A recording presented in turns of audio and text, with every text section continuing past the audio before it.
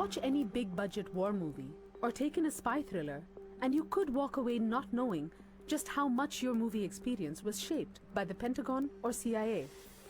However, a trove of official documents obtained under US Freedom of Information laws and published this year detail the dealings between filmmakers and intelligence officials at Langley, Virginia, the CIA headquarters. Actors in Hollywood who also moonlight as agents, do you think? I think there are probably quite a few, yes. I think probably Hollywood is full of CIA agents, and we just don't know it.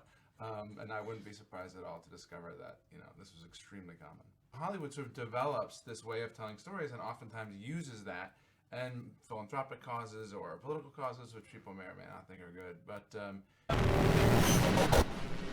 So 9/11 has been predicted in movie posters, advertisements, magazines, comic books, artwork, album covers, and even video games. But it goes back even farther than I thought. There was an ad in the newspaper in 1968 by a group of realtors where they have two tall buildings with a plane about to fly into them. Now the ad was to show, look how big we're gonna make these skyscrapers. Literally a plane could go into them. And that's the picture that they made. Now there's a couple YouTube channels I found that compiled a lot of clips throughout the years of 9/11 predictions. And most of these were in children's TV shows.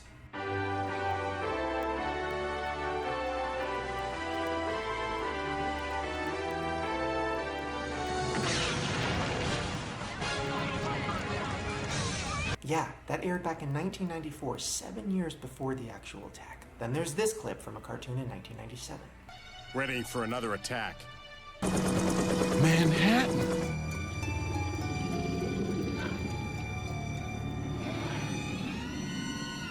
And then this one in 1995. We are under attack!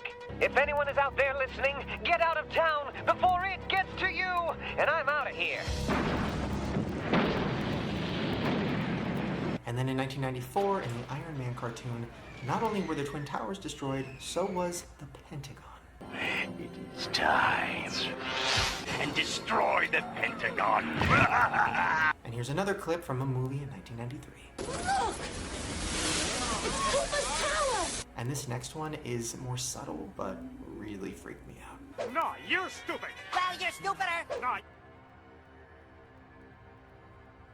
Yeah, right behind the two main characters, a poster of a tower on fire that says coming soon, which is even creepier because this cartoon came out only a few months before the attack. So it really was coming soon. This is an ad that came out 1 year before 9/11, and it's for arthritis. Now the ad has the Twin Towers with two cartoons of leg bones in the center of them, and a plane going into it. Everyone thinks their joints are safe and strong until one day, arthritis collapses them.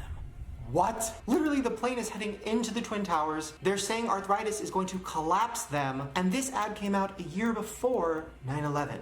Now, I know what you're thinking, Shane, this isn't a theory. Yes, it happened. People were predicting 9/11 all over the place. Well, the theory is that all of this, the movies, the ads, the cartoons, are all a part of something called predictive programming.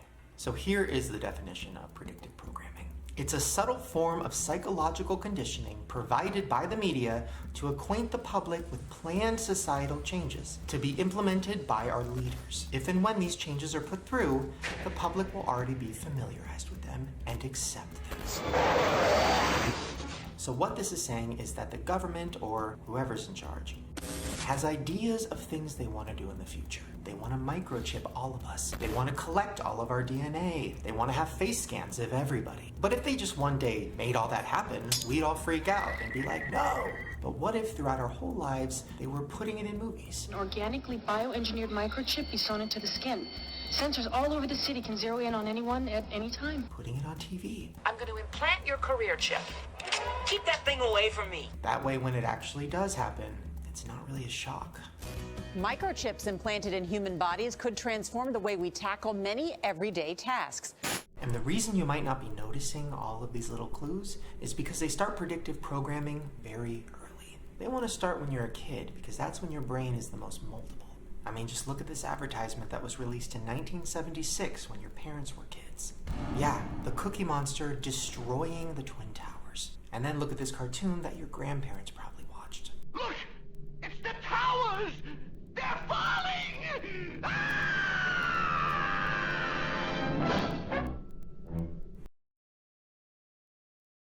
Now we're going to answer a question. Did Michael Moore expose the truth about 9/11, or did he whitewash it? You know, George Bush has said that anybody that has any connections to Al-Qaeda, should be arrested. Well, no one has greater connections to the Saudis and the house of bin Laden than the Bushes. They've been in business together for decades. George Bush actually started his first oil company way back in 1976 with a member of the bin Laden family and with their funds. The Bushes used them to go after the Soviets back in the 1980s. And bin Laden, according to a Senate report, was actually used to attack the Serbs back in the late 1990s. So when the Serbs fought back, they could say, oh, look, see, they're a bunch of terrorists. We've got to go in and take out the Serbs. My friends, the government had complete and total prior knowledge of the horrible events that happened here. And at the bare minimum, they allowed this tragedy to take place as a pretext to scare the population into total abject fear and then submission. In his film Fahrenheit 9/11, Michael Moore doesn't even talk about things that MSNBC and the Associated Press have reported on. That Osama bin Laden's code name in the CIA was Tim Osman. That he was a CIA asset trained in the 1970s and used against the Russians in the 1980s in Afghanistan. Then, of course, he helped against the Serbs in the late 1990s. Over and over again, Osama bin Laden has been used as a tool of the U.S. government and its interest. Anytime they need to create a crisis anywhere on the planet, bin Laden comes to their rescue as the fire starter they need to create the crisis so they can offer their solution. You know, I watched the bin Laden, of course, we all seen the film. Yeah. And, you know, there's the conspiracy, what they call conspiracy nuts, and there's whatever. And the thing that gets me is that when there is one little question that makes you go, what? That we don't galvanize and say, no, you're not allowed to say anything else till we cover this. Give me a straight answer. A straight answer, because flushing bin Laden down the ocean like he's cocaine from the Goodfellas. You don't feel that was it reeks of cover-up. Any criminal, Babyface Nelson. There's a picture of the guy that shot him in his face, taking a look at what the fuck I did shot. You're right, yeah. Bonnie and Clyde, that bitch, they will never show a bitch that, but you go Bonnie and Clyde, bullets all in her face. And fucking G-Man is out there. G-Man. With a Tommy gun. Like so.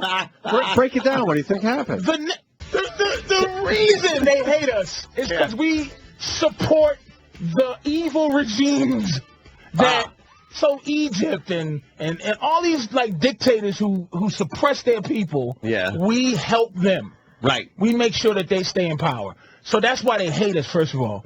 I think, and listen, there's a new bin Laden that they already setting up, this guy that had dinner at the White House. Al-Asari or something. He's the new... He's had dinner at the White House? They've been talking about it. He had dinner at the White House like in 2002. Because he was one of the good ones. Now he's the next bin Laden. This guy from Yemen. I think it's Al-Asari or something. I think bin Laden was in cahoots with them a long time. I think he was getting sick. I think they needed a war.